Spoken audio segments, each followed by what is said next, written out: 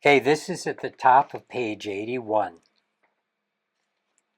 If you want to find the secrets of the universe, think in terms of energy, frequency, and vibration. That's by Nikola Tesla. This is one of Nikola Tesla's most famous quotations, and although it appears that he is speaking about several different things, it is truly only one thing. The way energy moves is through resonant harmonics. We all agree that everything is energy, and it is usually vibrating. A complete cycle of vibration, as seen in figure 3.7. Well, here, let's start at 0. And it goes from here through this whole cycle back to 0 again. See, it goes through 1 up and 1 down. And we look at waves. We've been used to looking in books at waves in this way where they look like they're going up and down. But when you see a complete cycle, what you're talking about is really a spiral of energy. And you see this spiral, when we look at it from the side, it looks like waves. You don't realize that it's going in a complete 360 circle. And that's what we mean here. You see, as we're going up 90 degrees, we come back around 180 degrees, and here we make a complete circle at 360 degrees. And this is one complete cycle, and this timeline, that's one cycle, and it's in half a second, because what this is showing is 2 complete cycles, and that happens in 1 second. So that means 2 cycles in 1 second. The way we measure that and count that and define that is 2 hertz. So that's what a hertz means. It's a measure of frequency oscillations per second. And because this is doing 2 complete ones in a second, it's 2 hertz. So the number of cycles that occur in 1 second, I'm just going to read what the book says, which is repeating what I said, so hopefully it sinks in more. The number of cycles that occur in 1 second is known as frequency and is measured in hertz. What Tesla was referencing is that everything, which is energy, vibrates. And to understand how it works with everything else can be understood through the numbers related to its frequency, which is the rate of vibration. So even though in his quotation he uses the word vibration, which is its frequency, and it's all energy. This is what happens with energy.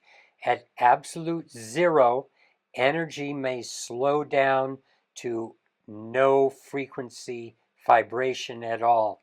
But this is just about impossible and very rare. So really, energy is always vibrating.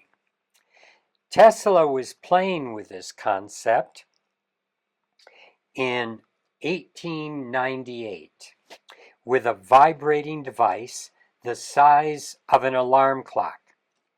He attached it to a 10-story, almost have to define what an alarm clock is now.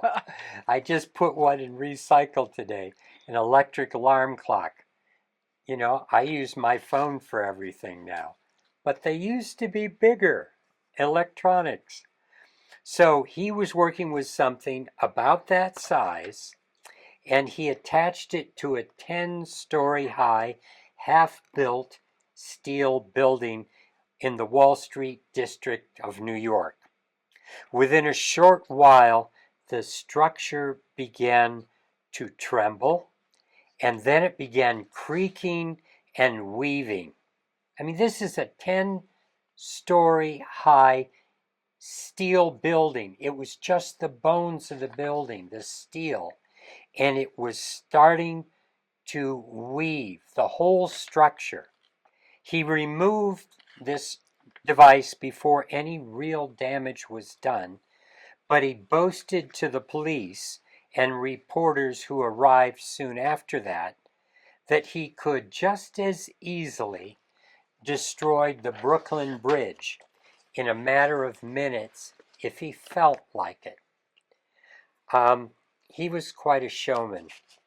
He played with different frequencies, finding some that caused his office chairs to dance around the room, while others created earthquakes in New York's Chinatown.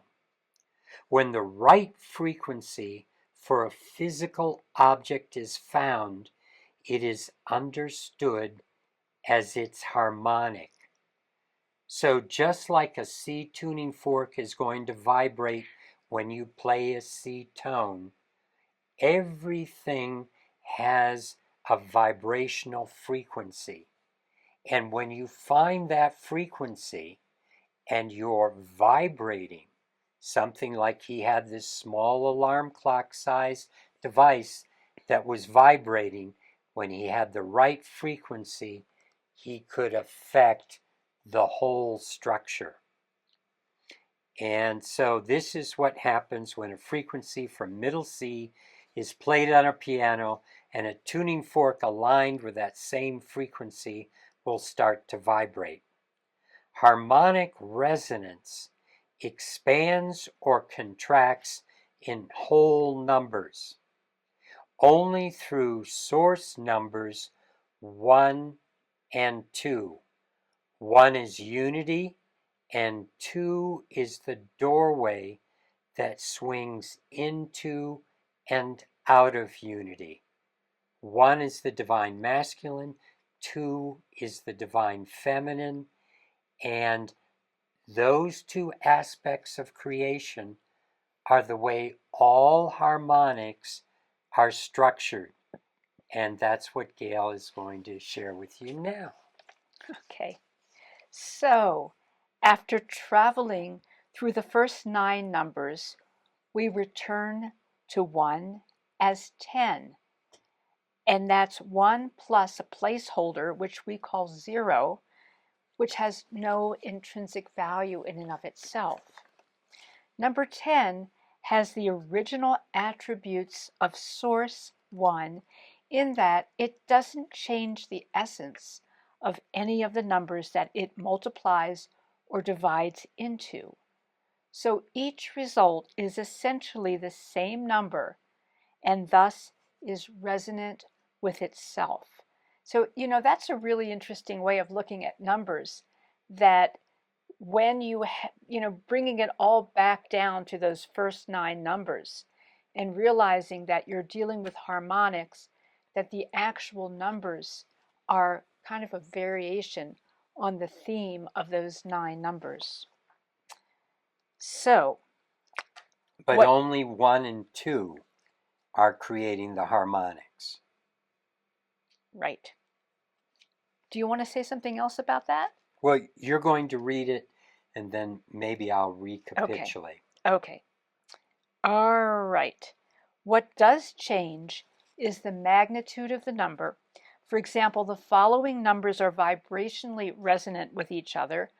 432 is resonant with 4,320, or 43,200, or 432,000.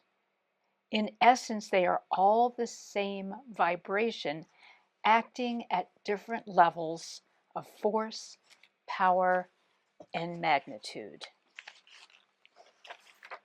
Okay, so number 2. So that's kind of focusing on number 1 a little bit, but let's go into 2 now. Number 2 is the true change agent that allows numbers that appear as different to be harmonically resonant with each other. The proof of this was demonstrated over 2,500 years ago by a remarkable Greek sacred geometer known as Pythagoras. And in your book, that's figure 3.8. What he shared was an understanding that a string of a certain length under tension produced a particular note when plucked. If that note was a middle C and the string was cut in half, in other words divided by 2, then the resulting note, also C, was resonant with the first, but 1 octave higher. If the string was doubled times 2 in length, then the resulting note was C, 1 octave lower. These 3 notes are harmonically resonant with each other, which means that if one is plucked, the other 2 will vibrate sympathetically, demonstrating harmonic resonance and energy transfer using 2 as the multiplier or divisor. So middle C, which is 252 hertz, times 2 equals the higher octave of C, which is 504 hertz, or 252 hertz times 2. Now, in the lower octave, divided by 2, the lower octave C goes to 126 hertz. This understanding of multiplying or dividing by 2 to achieve harmonic resonance carries over into every aspect of creation. And that's where Gregory is going to come in here and flesh this out a little more for you. Well, hopefully that's making sense. We're coming down to the 2 divine numbers that start everything, 1 and 2, the divine masculine, the divine feminine. The divine feminine gives us duality, which allows us to experience other things because of separation, allows us to discern, what is love by feeling what isn't. And these 2 numbers, as you just heard Gail read and saw, 1 is the same as 10, harmonic with 100. You just add more zeros and you have basically the same number. So that's how energy transfers. And 2, it's shown to us through octaves, and yet what that really means is you see that 2 is what creates harmonics with a different number, but it is still resonant. So that means that, for example, you pick a number like 9 times 2 would be 18, times 2 again would be 36, and these numbers are resonant with each other, as we saw with the musical notes, how 2 created resonant frequencies. So now we can use the number 2 with any number to multiply it by 2, 2, 2, and each one of these numbers is harmonic with the other. Or we can divide by 2, by 2, by 2. And if you're working with the decimal system and you have something that's less than a whole integer, you'll often see that number that's resonant be a point something. But usually when we think of resonant frequencies and harmonics, we're thinking of whole numbers. So 1 and 2 are the 2 numbers we work with to get harmonic frequencies. And that's the way everything works with transferring energy. And so these are the basic building blocks that we're going through to show you how our geometries work with higher dimensional energies, how we transfer energy through geometry, through time, through different types of measure. It all works when you work with the numbers. And so the numbers have to relate to each other through 1 and 2. So we might think that there could be many possible harmonic progressions, but there are only 2 seed numbers of energetic significance using the progression of 2. So now when we're talking about 2, we think, okay, we can maybe multiply any number, but there's really very few seed numbers that we can start with multiplying by 2. So if we start with the seed number of 1, 1 times 2 gives us 2, times 2 gives us 4, times 2 is 8.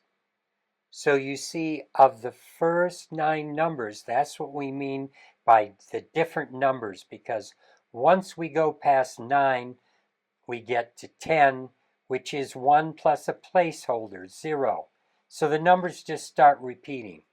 So starting with 1, you see that is a seed. We've now taken up 1, 2, 4, and 8. So those numbers are all resonant with each number, and 1 is the seed. And so that only leaves 5 other numbers that haven't been used: 3, 5, 6, 7, and 9.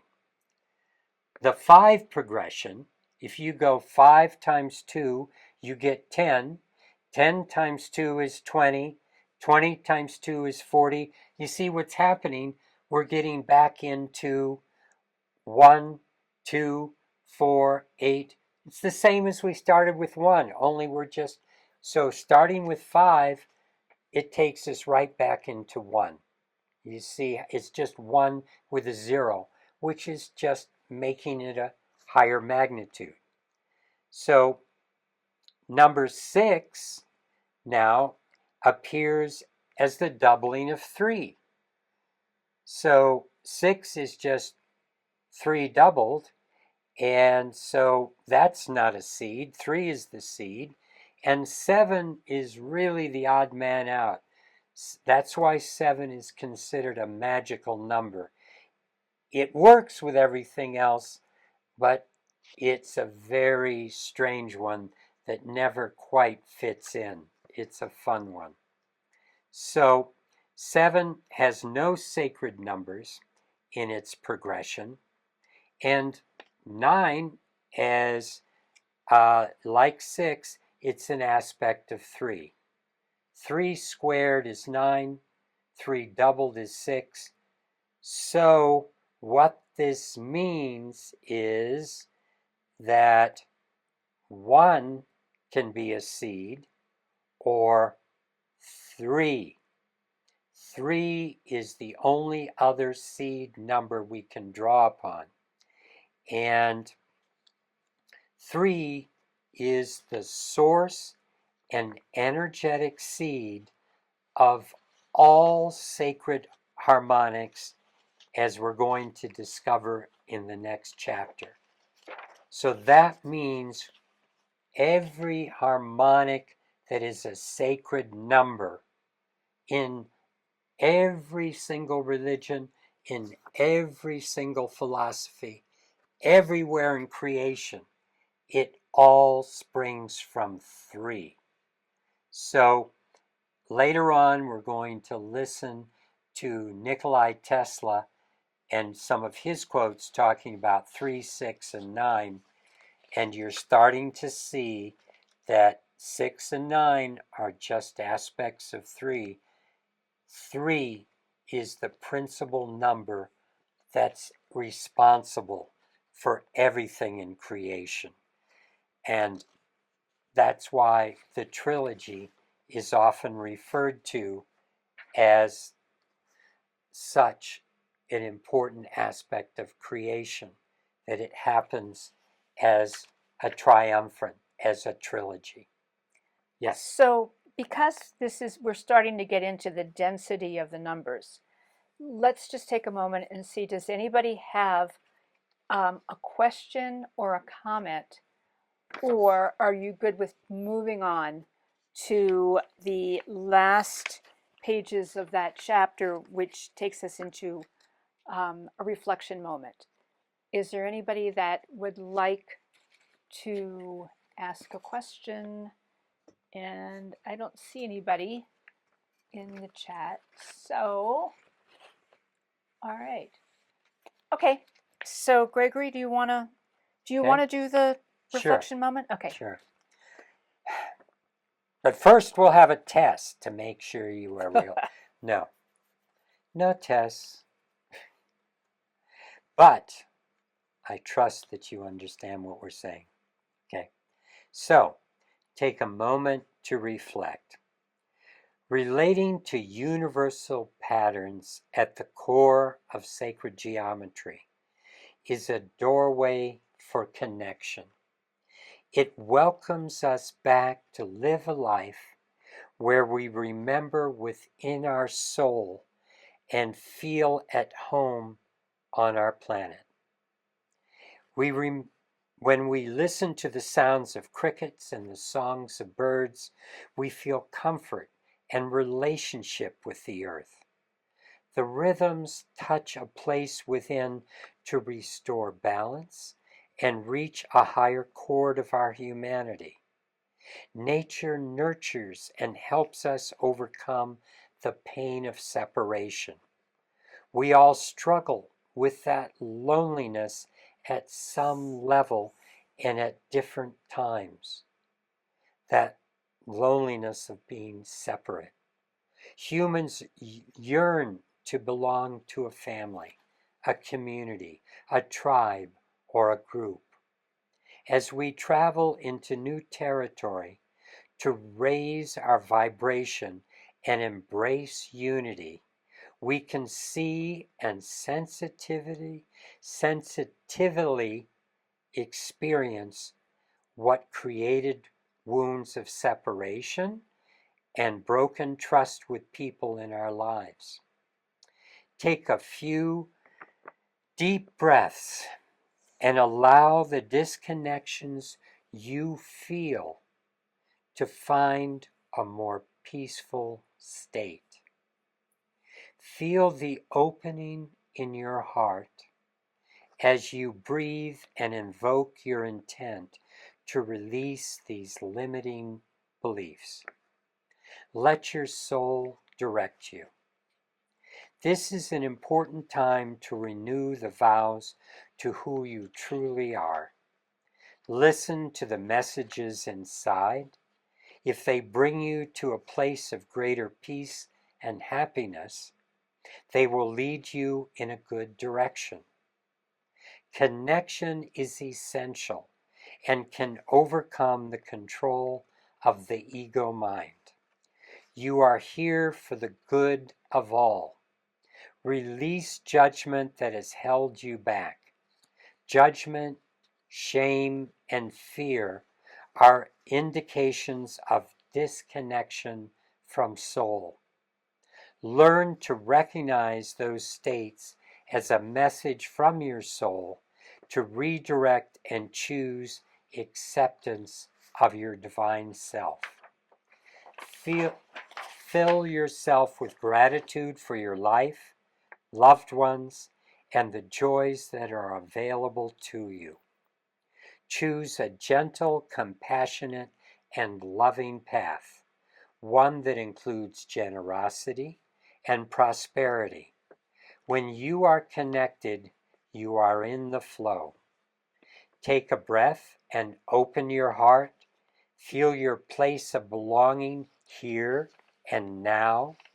Understand geometry and number works at the core level to bring us back in touch with soul and the divine patterns of all that is, beyond time, space, and mind. The universe is an amazing, abundant, and loving system that welcomes you fully. Embrace the deep connection you have to universe and all souls on this planet. Allow the flow of energy to guide you and receive a deeper understanding of your connections to all life. Okay. All right. So, one of the things I think that's really important is as we're going deeper into these numbers, some of you who have more proclivity towards mathematics and science and things of that nature, this may all make sense. And if this isn't something that you feel you've got the background for, just let it be as if you're just having a song sung to you.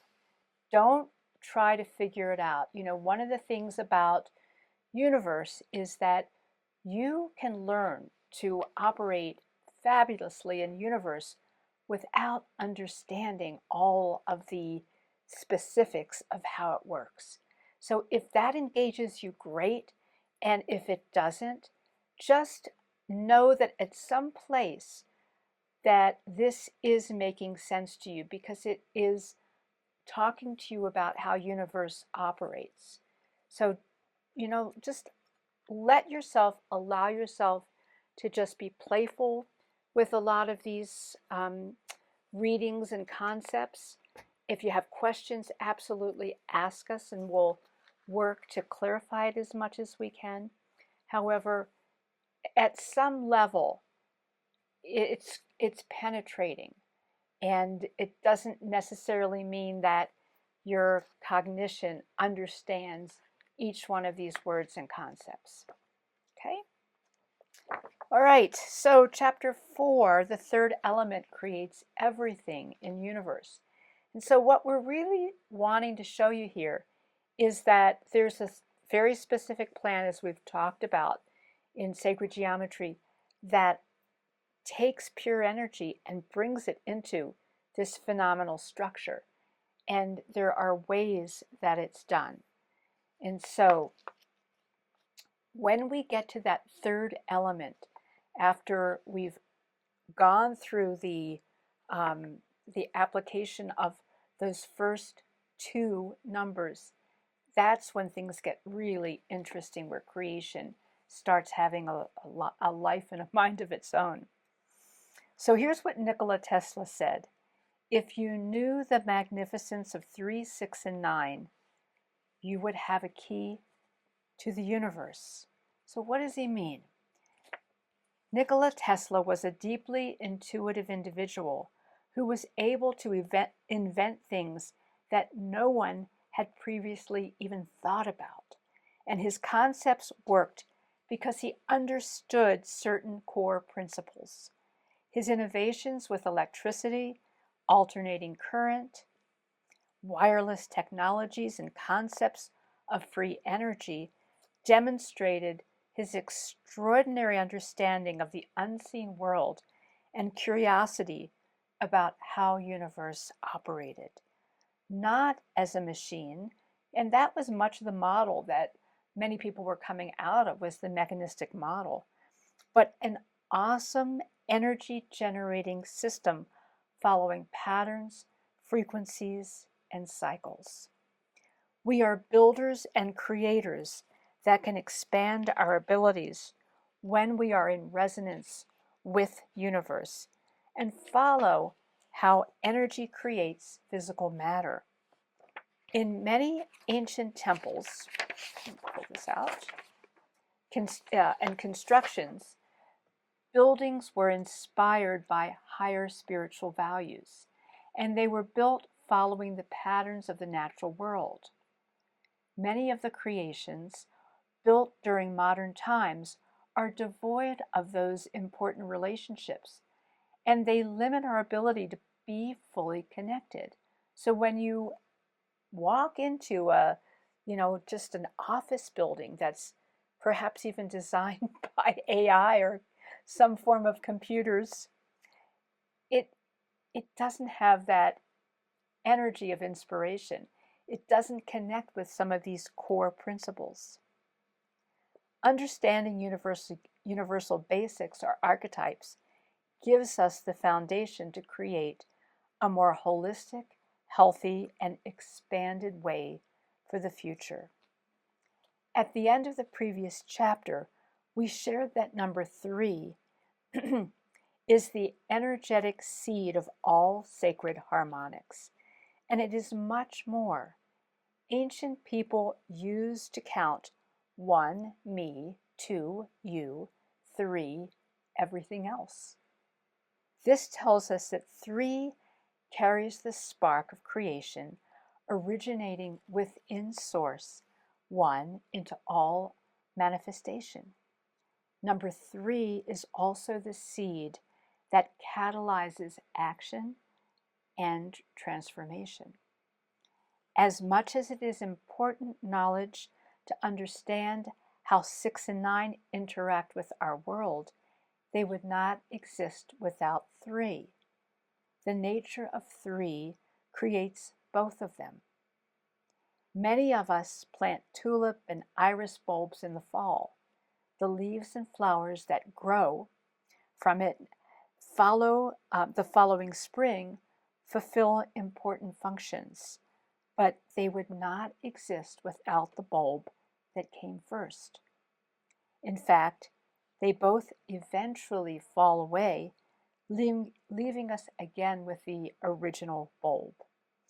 In a similar way, 6 is composed of 3 plus 3. We see this in the way nature deals with the 6-petaled flower.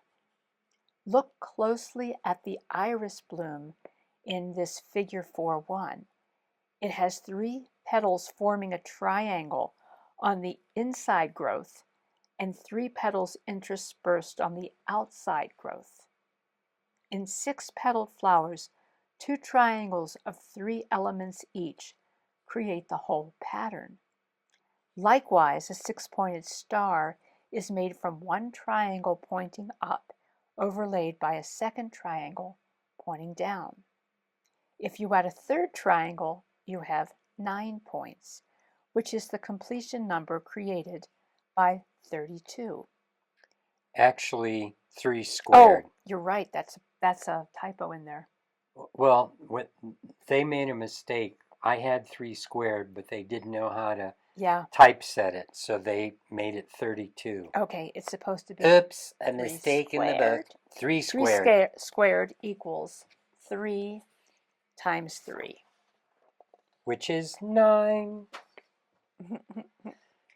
Okay, you're on now. Having all these numbers in the book, we had to keep but 3 with little squared. I didn't do that one. So 3, the trilogy, is the most active and generative and transformative number in universe. That's what we're reading from the top of this page. And as you just saw, 6 and 9, and that's the Enneagram with 9. And even with an iris, there are often 3 more petals in the middle, adding a third triangle. I love irises, basically because they do well in Colorado and they survive our droughts. The number 3 puts us in touch with the trilogy, the fulfillment of the creative process. It is the most active, generative, and transformative number in universe. Ultimately, all numbers reduce down to the original 9 numbers. 1, 2, 3, 4, 5, 6, 7, 8, 9. That's what we're talking about. Understanding the values and qualities of these numbers will help us know the energy we're bringing into our lives using each of these numbers. And what we mean by reduced down, if you have a compound number like 35, you add the two numbers together, 3 and 5, and you have 8. So 35 reduces to 8. 432 reduces to 9. 4 plus 3 is 7, plus 2 is 9. And if you have a compound number that you end up with, like 14, you reduce it one more time to get 5. So we always reduce all compound numbers down to see which of the primary numbers it becomes, and that tells us its nature, its qualities. Numbers are not just quantities, they are qualities, and that's what we're going to be discovering. Looks like we have another image that I'll be talking about, and it's this one. So let's return to the model that we used before with source symbolized as a circle. So that's the element on the left. The first element we call Father. And the prime measure of every circle is r, its radius. So when the first element duplicates itself, so the second circle is 1 radius away, the edge of each circle overlaps the center of the other circle. They are joined in creating an almond shape in the space between them called a vesica piscis, which is Latin for bladder of a fish. Looks like a fish bladder. There you go. And so the first reflects, and now we have 2.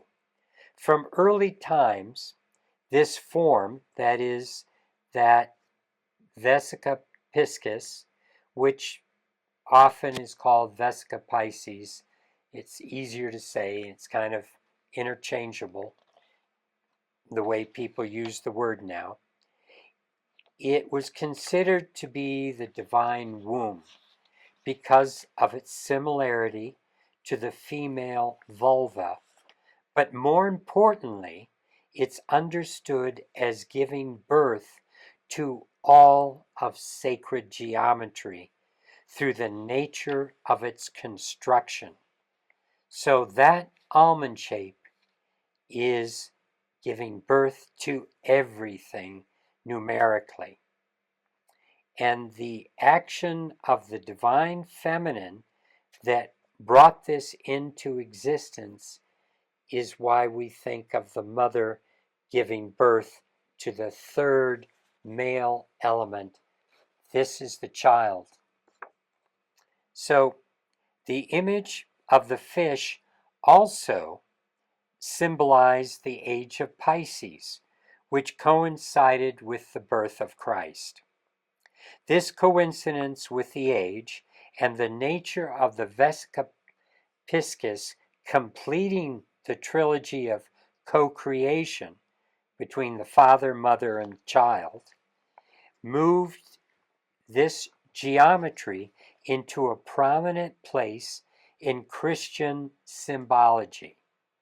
Mother Mary and Jesus were often placed in the middle of a vesica piscis to reinforce their connection to these holy principles.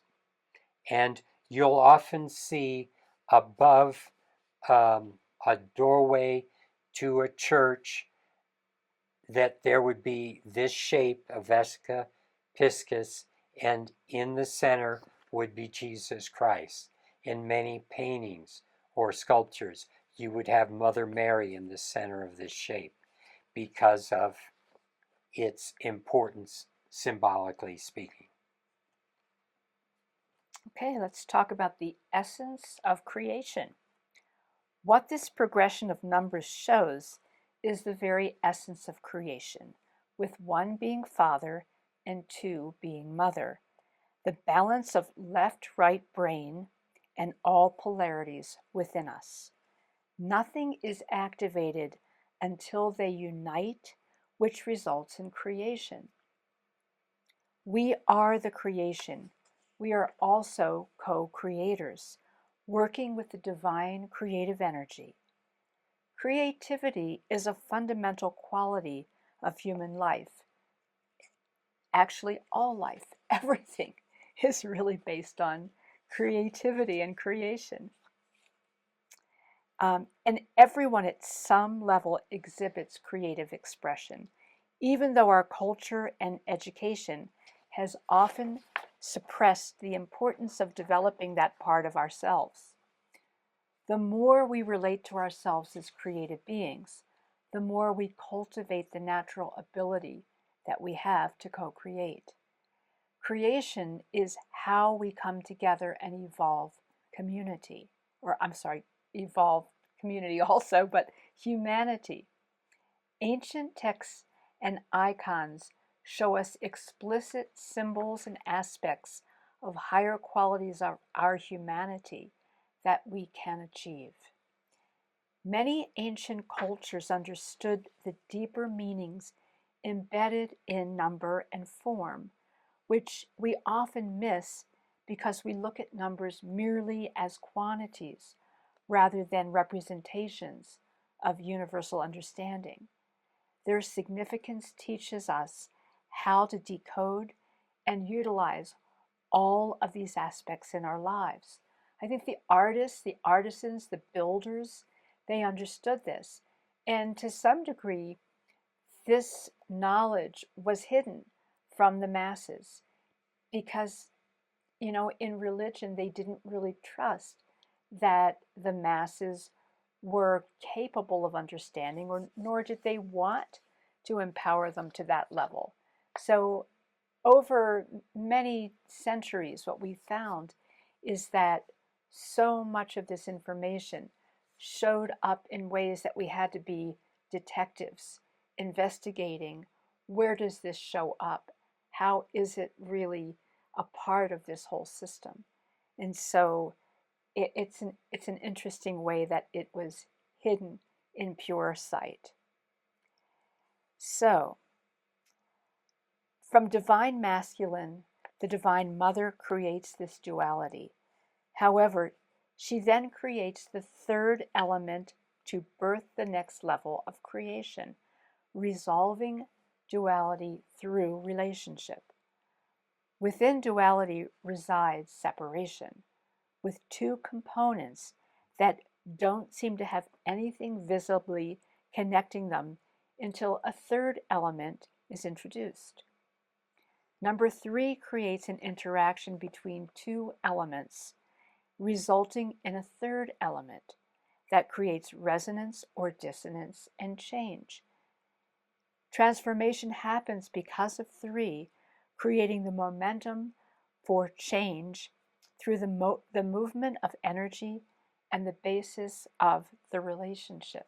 And it's so interesting to see how the 1, 2, 3 changes our relationships. When a man and a woman come together and they have a child, then what's formed is a family. And there's all kinds of transformative things that happen that are extremely significant with that basis of the 3. We grow through positive and negative relationships, which are key to our life journey. We only exist within relationship. Our existential struggle is the resolution of polarity through many different relationships, allowing us to grow by gaining insight and a deeper connection to the soul of humanity. So 3 is the third element that always creates relationship. So whenever you have 2 beings speaking or communicating, it's that communication that's the third element that is creating resonance between them, or perhaps dissonance. In either case, it's creating an energy exchange or transformation because the third element is responsible for bringing things together, pushing things apart. That's the energetic nature of the third element, 3. R. Buckminster Fuller showed us that every event in universe has 3 parts: an action, reaction, and result. Fuller looked at universe through this lens, seeing everything made up of threeness. And I think every great thinker and artist sees the importance of working with threeness in understanding any situation. A triangle is the strongest, most stable of all the polygons. And what a polygon is just anything you can draw on a piece of paper with sides. 3 sides, a triangle; 4 sides, a square. And once you start adding more sides, you start introducing weakness. Only the triangle with just the minimal number of sides, because you take away one side, you don't have a polygon. You just have 2 lines. You can have an angle, but you don't have any way of enclosing without a third element. So it takes threeness to make a polygon, and that's the strongest. It's the only polygon that keeps its shape under pressure. A square, pentagon, or hexagon can be bent out of shape where the angles will shift. Yet it's impossible to change the triangle, whether it's long, skinny, short, or fat. Each side supports the other 2 sides, and it's impossible to shift the angles without breaking it. The triangle adds structure for building because of its inherent strength. If we build with squares, it will eventually collapse. However, if we divide those squares into 2 triangles by adding a brace from one corner to the other, then we create structure and strength by taking the square and dividing it into 2 triangles. Triangles are also the best way to tile a plane or cover a complex 3-dimensional surface. This is why computers use them in building graphic images, and 3D engines deliver games where the fastest and simplest programming unfolds through triangulation.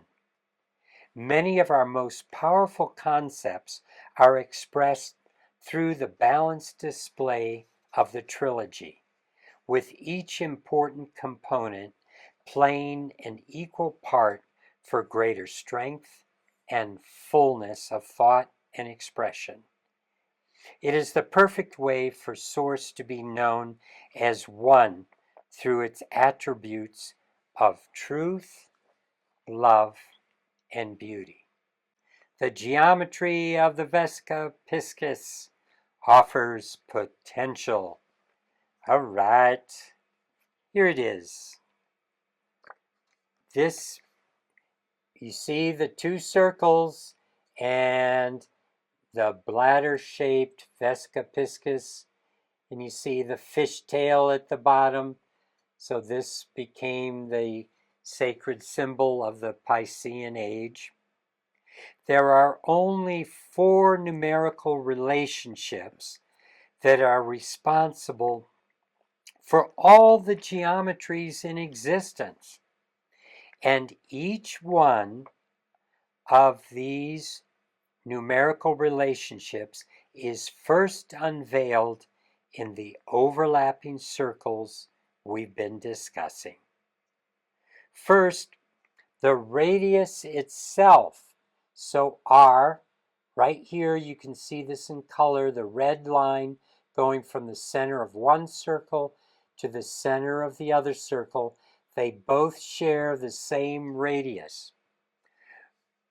Okay, and the first radius, it creates a relationship with the circumference of that whole circle that offers the magical number of pi.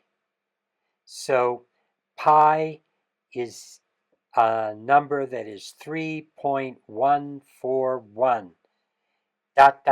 which means it's an irrational number that never ends. It just keeps going with different numbers after the decimal place.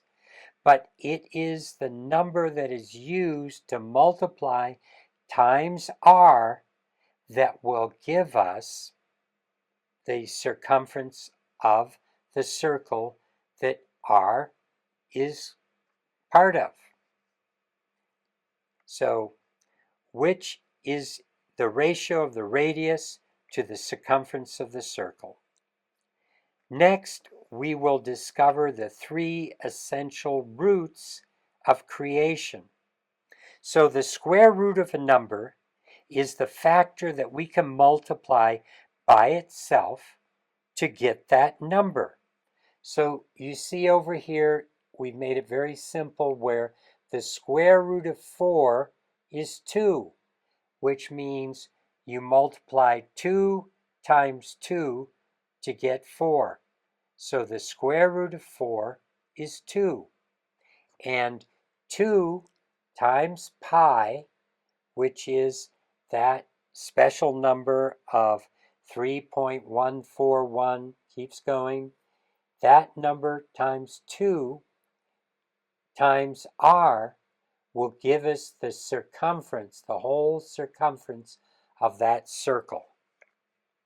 If we give the radius a value of 1, that is unity, and I had one person who was reading the book and said, "You just lost me. How can you give that a value of 1? Well, let me point out that that radius could be any size. And if it were 10, then the circumference of the circle would be 31.41, which is, any number that r is going to give us a different number for the square root of 2, a square root of 3, a square root of 5. So if we make it 1, if we make r unity, then the square root of 3, the square root of 2, the square root of 5 will all come out as their basic numerical roots without some multiple. Does that make sense? That's why we're calling the radius 1. So when we do that, then the vertical line that's bisecting it, this yellow line that bisects 1, that comes to where the two circles cross each other, this yellow line, when that's divided by 1, the radius, it's equal to the square root of 3, which is 1.732 ... And that's why I was saying if 1 was actually 10, then when we say the square root of 3, that would be 17.32. It would just be up 1 magnitude, so we make it 1. And the proportion of the circle that it uses for one side of the fish bladder is actually 1/3.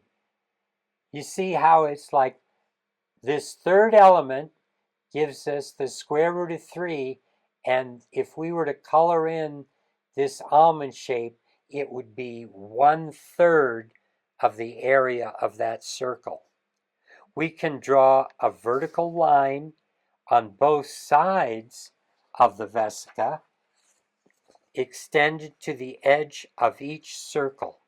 This creates a large green rectangle cut in half by the radius to form two equal squares.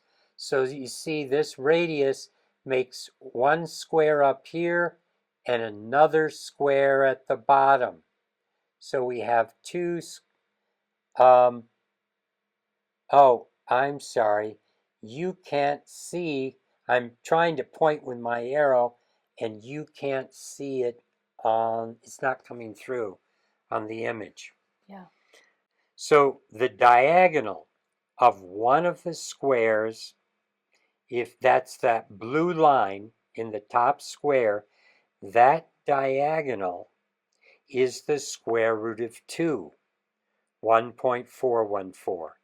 And the diagonal of the large rectangle is the square root of 5. So the remarkable thing is that only these 4 numerical ratios are used in building the entire universe. The mother births through her divine womb all the ratios necessary for creation. So that means the square root of 2, the square root of 3, the square root of 5, and pi.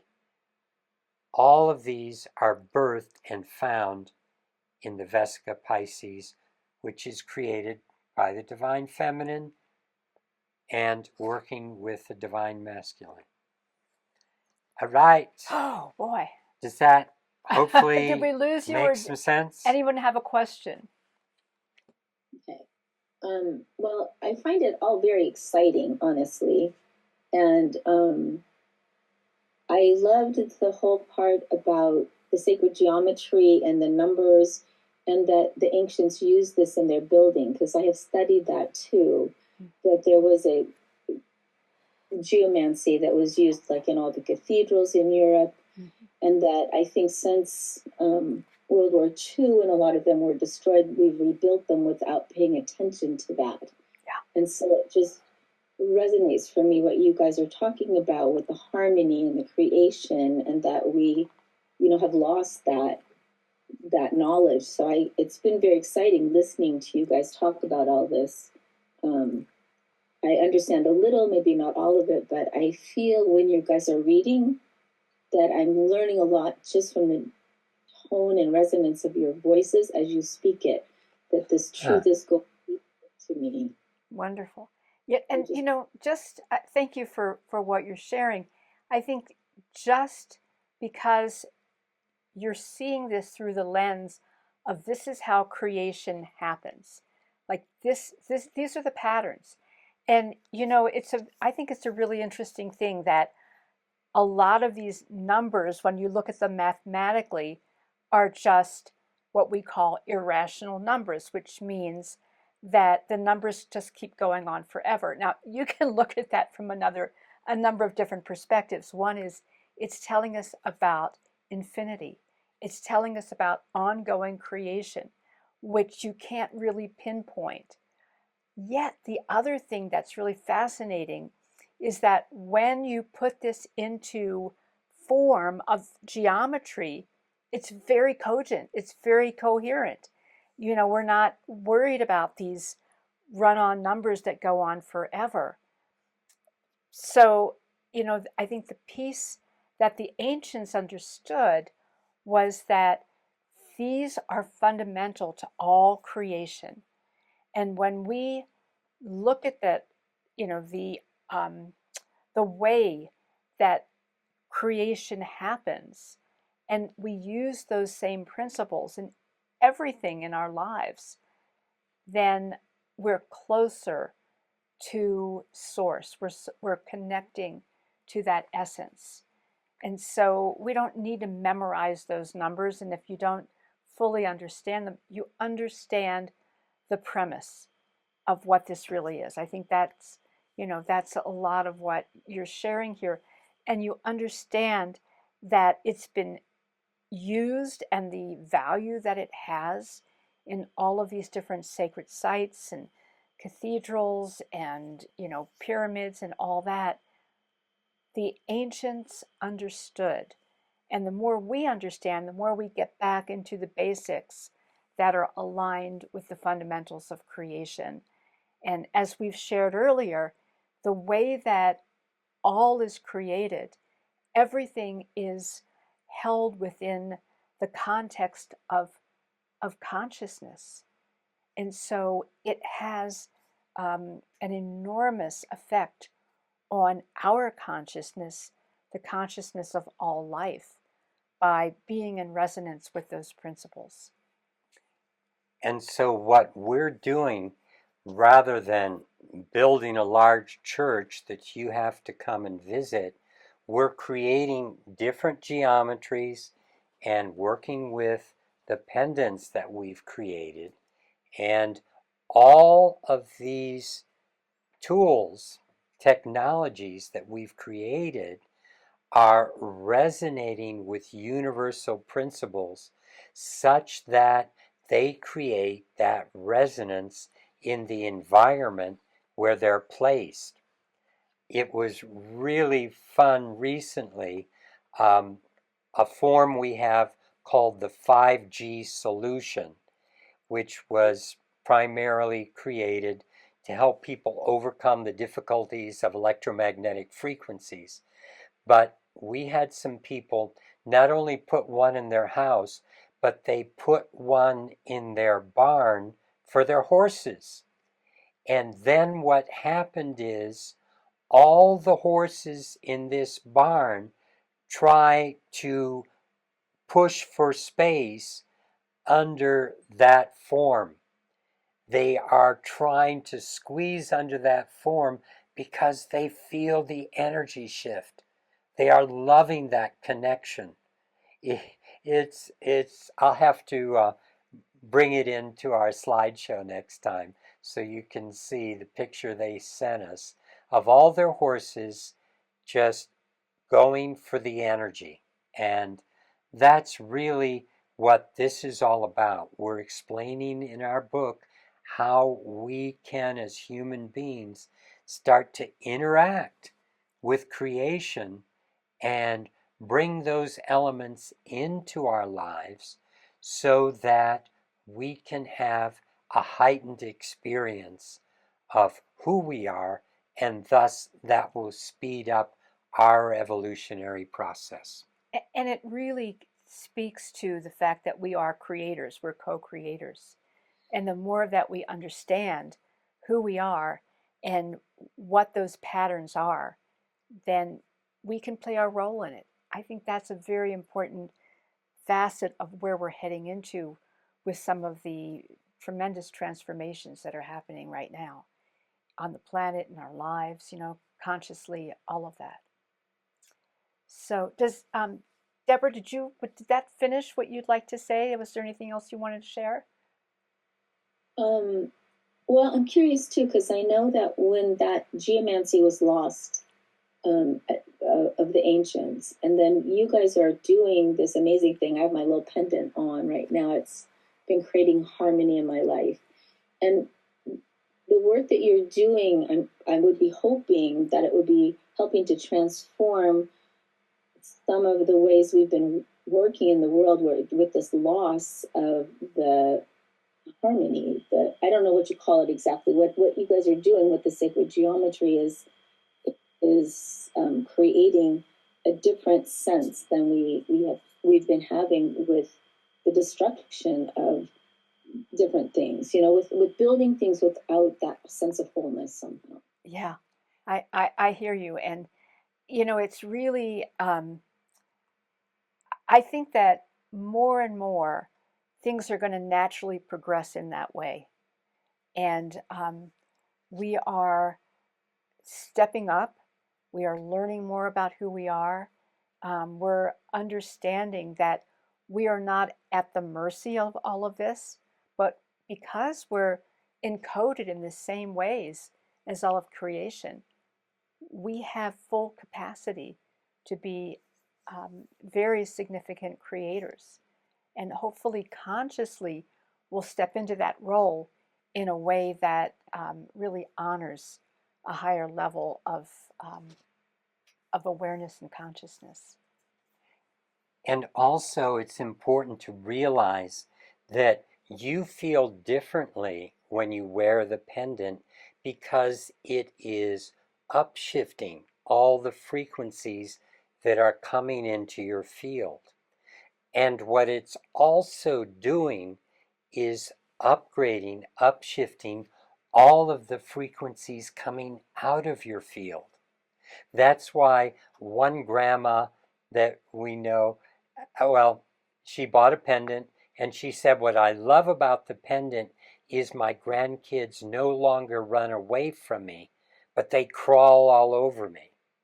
And the reason was her energy shifted. So that shifted what was going on with her grandkids. We've had someone that works with a prison system. He said the prisoners treat him differently. So what I'm saying with all of this, all the people with pendants, the energies that are going out into the world are shifting because of the number of pendants out there. The number of forms that are spread all over the planet, and there are thousands and thousands, they are creating a field of energy that's shifting out there on the planet. Our chamber that we charge these forms with, it runs every 72 hours. And that's a very important number. We'll find that later. But every 72 hours, the chamber runs for 24 hours, and then it waits another 72. So we're putting a frequency through the planet all the time that is affecting the energy of the planet, affecting people's dream time and waking space. It's part of what you're picking up when you have a pendant, picking up on that energy pulse. So what we're doing is working with a lot of different things besides just what you're experiencing that are helping to slowly shift the planetary consciousness. And that's the reason we've incarnated here. All right. Thank you. Thank you. Thank you so Love much for and blessings. all of your comments and your interactions, and we'll see you again very soon.